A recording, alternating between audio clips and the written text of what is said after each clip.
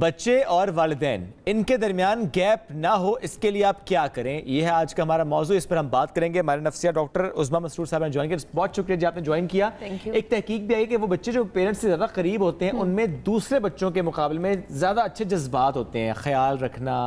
بہت زیادہ پروٹیکٹ کرنا، اچھے ان کے جذبات ہوتے ہیں۔ جی جی جواب دوں میں؟ بالکل۔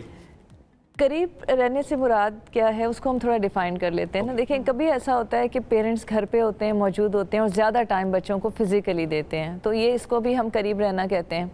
ایک اور چیز ہوتی ہے جس کو ہم کوالٹی ٹائم کہتے ہیں، اس میں بھی یہ ہوتا ہے کہ اگر تھوڑا ٹائم بھی قریب ہیں لیکن وہ اچھے طریقے سے قریب ہیں اور بچوں کو صحیح طرح سے ان کے ایموشنز کو مینیج کر رہے ہیں، تو یہ دونوں چیزیں، کیونکہ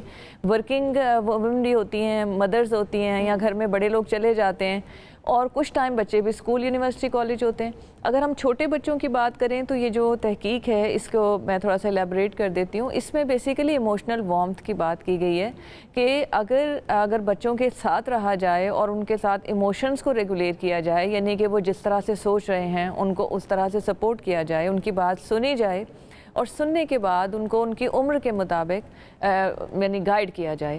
اور ایک تو یہ، اور دوسرا اس میں یہ بھی بات مینشن کی گئی ہے کہ جو پیرنٹل ماڈلنگ ہوتی ہے، بچے وہ کرتے ہیں جو بیسیکلی وہ دیکھ رہے ہوتے ہیں۔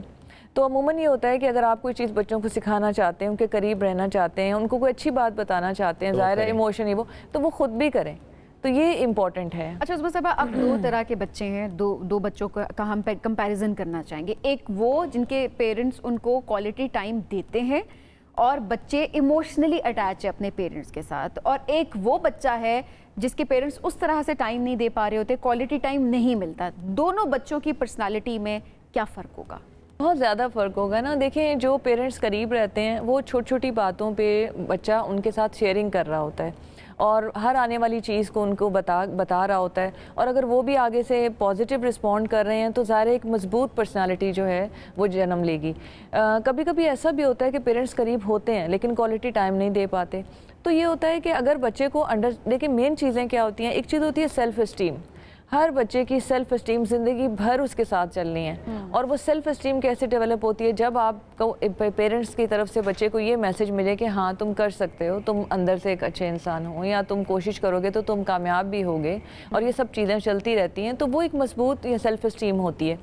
اس کے علاوہ انزائٹی کا بہت سنا ہوگا آپ نے کہ فکر کرنا، پریشان ہونا، وری ہونا، انسرٹنیٹی کہہ لیں، وہ اس وقت ڈیولپ ہوتی ہے، بے چینی کہہ لیں یا بے یقینی کہہ لیں، وہ اس وقت ڈیولپ ہوتی ہے جب بچوں کو اس طرح کے میسیجز پیرنٹس کی طرف سے، انوائرمنٹ کی طرف سے ملتے ہیں کہ پتہ نہیں کیا ہو جائے گا، کیسے ہوگا، کیسے نہیں ہوگا، تو وہ جو کانفیڈنس شیک کرنے والی چیزیں، تو ان ریٹرن ہم نے تو یہ دیکھا ہے کہ جو گھر کی انوائرمنٹ ریفلیکٹ کرتی ہے جنرلی وہ بچہ کر رہا ہوتا ہے۔ دوسرا بچہ جو آپ نے کہا،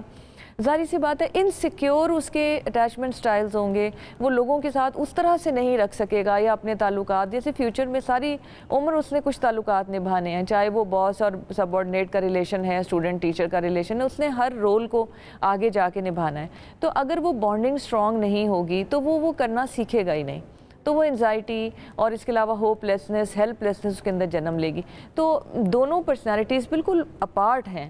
کہ ایک جو ہے وہ جس کو وارمتھ ملی یا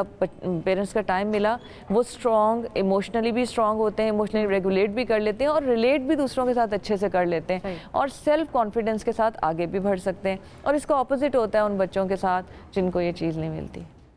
ڈاکٹر صاحب بہت شکریہ، وقت بڑا کم تھا لیکن ظاہر موضوع بڑا اہم ہے، کسی اور دن ضرور اس پر بات کریں گے کہ وہ بچے جو کہ پیرنٹس سے قریب نہیں ہیں، ایموشنلی قریب نہیں ہیں، پیرنٹس اس معاملے میں کیا کر سکتے ہیں۔